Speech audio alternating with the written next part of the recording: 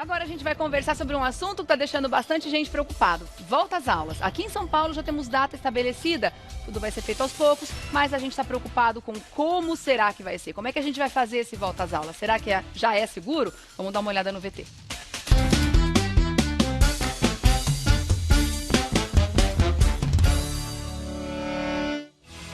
O governo de São Paulo decidiu manter a previsão de volta às aulas presenciais no estado para o dia 7 de outubro, da educação infantil ao ensino superior, nas redes públicas e privadas, desde que os prefeitos liberem o retorno das atividades. Especificamente para a rede estadual, a gestão João Dória decidiu que apenas alunos do ensino médio e de educação de jovens e adultos devem voltar em 7 de outubro. Já a volta do ensino fundamental da rede estadual só deve acontecer em 3 de novembro. A retomada exigirá da educação brasileira uma série de adequações. Protocolos de distanciamento, uso obrigatório de máscaras, disponibilização de álcool em gel, entradas e saídas escalonadas. Apesar de todos os protocolos, será que já é o momento dos alunos voltarem à escola? Vamos trazer esse assunto hoje no Revista da Manhã. Para falar sobre esse assunto, para esse momento desafiador, a gente vai contar com ela, sempre nos ajudando aqui no Revista da Manhã, a doutora Raquel Moarec, infectologista. Obrigada pela presença, querida. Aqui, honra toda nossa. Precisamos de vocês, como eu estava falando durante o VT agora. Os infectologistas estão trabalhando como nunca, né? Podemos dizer assim. Mais ou menos 7, já indo quase 8 meses sem nenhum dia de folga. Ave Maria, eu consigo fazer uma ideia. Menina, ajuda a gente aqui então a entender esse momento, porque principalmente os pais estão de cabelo em pé, né? Sim. De imaginar como é que vai ser esse volta às aulas agora. Eu tenho 4 filhos, então eu Você também... tem 4, é verdade! Eu também tenho essa preocupação. Se eu não peguei trabalhando, eu não quero pegar agora com o transporte ou a ida dos filhos. Exatamente. Então, entendo exatamente o que todos estão passando. Que são vetores importantes, realmente, né? Agora, vamos então, antes de mais nada, de falar de número de casos, de aumento ou diminuição, vamos entender a gravidade e as consequências nas crianças para ver se a gente consegue ou realmente deixar o nível de preocupação adequado para os pais ou deixá-los mais tranquilos. Certo. Como é que é a questão da infecção nas crianças e também a manifestação do coronavírus? Olha, criança não vai deixar de pegar, como todo mundo pode pegar em qualquer faixa etária. A diferença é que a criança, a maioria delas são assintomáticas. Então, elas são mais carreadoras, elas ficam bem, tem só uma temperaturinha, uma corizinha, e a maioria delas passa ileso pelo quadro. Tá. Mas por ela ser... Sem nenhuma consequência neurológica? Existe uma porcentagem muito pequena que tenha quadro sistêmico grave, tem crianças que têm quadro neurológico. Não posso dizer que isso não tem. Mas é pouco. É menor e é menos... a gente viu que é bem menos do que houve a manifestação do quadro em criança. Então, na grande maioria, a criança apresenta pouca sintomatologia. Salvo aquelas que já têm algum fator de risco, já tenham um quadro pulmonar grave, que tenham um fator próprio, intrínseco de perda de imunidade da criança. Aí é outra conversa. Agora, se você me perguntar, eles são os carreadores para a doença dentro de casa. Então, se não conseguir usar a máscara, não conseguir usar o álcool gel de forma correta, eles vão levar essa doença para casa. Porque uma criança tem o hábito, sento no chão, eu ponho a mão na boca, eu coloco. Então, a gente não vai conseguir policiar 100% uma criança de brincar ou de fazer o seu dia a dia. Então, essa é a conversa e os riscos que a gente fica pensando quais são a fila de que seria melhor iniciar.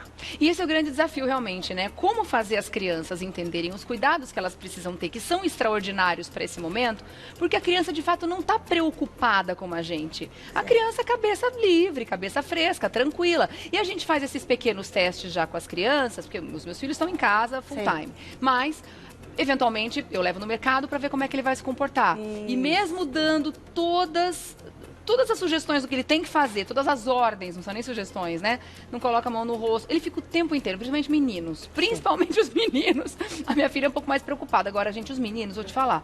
Mão no cabelo, mão no rosto, segura na máscara o tempo todo, pega nas coisas. Então, assim, como fazer com que na escola um professor consiga dar conta de uma turma de crianças se a gente não dá conta de um?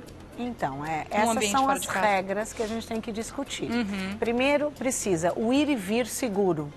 Então, o quanto de transporte vai ser seguro para essa criança. Sim. Tá? Porque existe transporte coletivo, as peruas, como vai levar e as filas do deixar e buscar essas crianças de um jeito mais correto. Outra, você me falou que não consegue fazer essa avaliação da criança, já que então teria que ser números reduzidos de jovens na escola, para tentar avaliar como vai ser a adesão deles aos cuidados.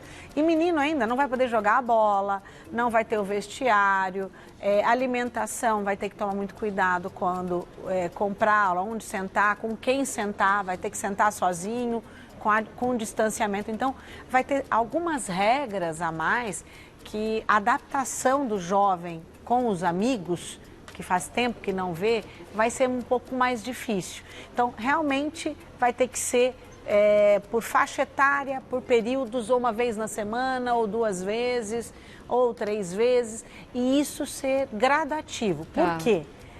Não houve uma diminuição, estamos num platô, estamos na faixa amarela de transmissão, mas ainda está tendo a mortalidade, ainda está tendo a quantidade de casos ainda dia grande, e houve um aumento de 6% nos últimos 15 dias nos dados gerais. Por causa do feriado de 7 por causa de feriado. Então, que era esperado, né? Pelo que a gente viu dentro nas da margem de transmissão mantida com queda. Então, estamos num platô, mas não saímos do nível de aumento e diminuição progressivo. Então, já mostrou que feriado, aglomeração, mostrou aumento. E a gente ainda, infelizmente, nós não temos a grande testagem de todo mundo. E isso mostra uma dificuldade de avaliar quem é o positivo que está transmitindo e não tem sintoma. Esse é o principal, né?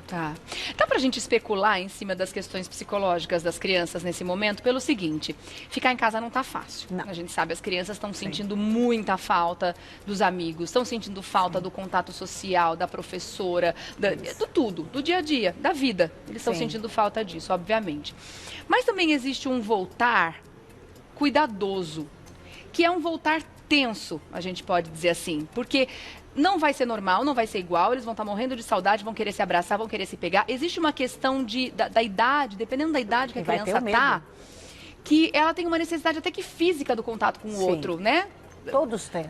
Quando tá nos 9 anos, começa 8 anos, aquela coisa do se pegar, do brincar se pegando, não é? Isso. E é muito difícil você falar para a criança, não faça isso, né?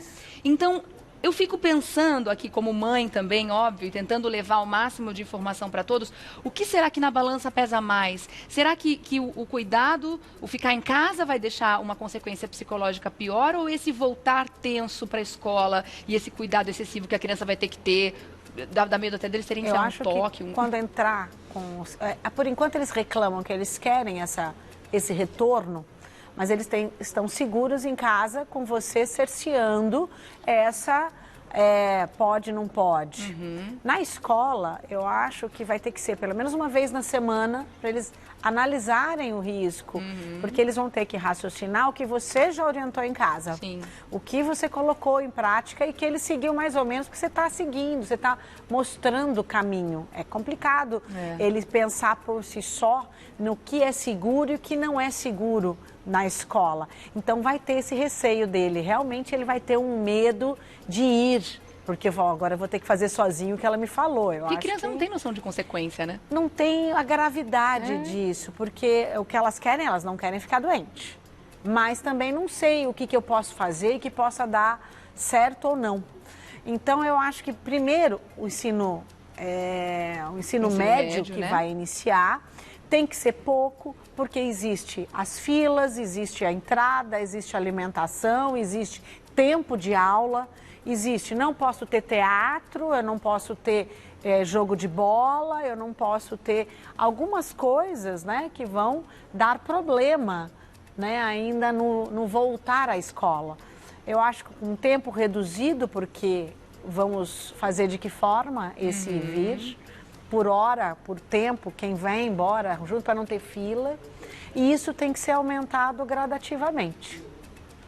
Tá certo. Bom, realmente é muito desafiador, né? Ainda existem muitas dúvidas com relação ao comportamento do vírus, inclusive porque a gente não teve uma testagem muito em massa, né? Como deveria ter sido feito, até para entender o comportamento do vírus aqui no Brasil, né, doutora? Olha, então, a França agora voltou a ter aulas, eles têm alta testagem na escola mesmo, fazendo as testagens, e houve um aumento importante da transmissão, mais de 15% a 20% da transmissão após o retorno da aula. Voltaram atrás. Isso, Londres igual.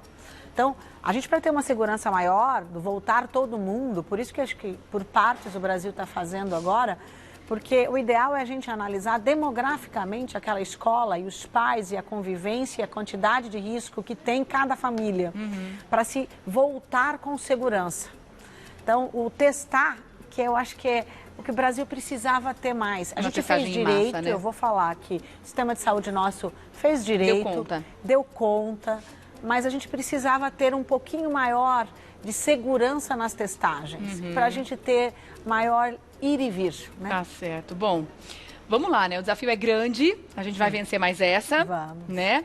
E com certeza as crianças vão acabar entendendo, a gente precisa fazer um trabalho muito tranquilo com eles, sem amedrontar demais, sem colocar eles num lugar onde eles não podem estar, de medo, porque isso pode trazer outras questões psicológicas envolvidas, é tentar resolver um problema criando outro, isso não é legal, né, doutora?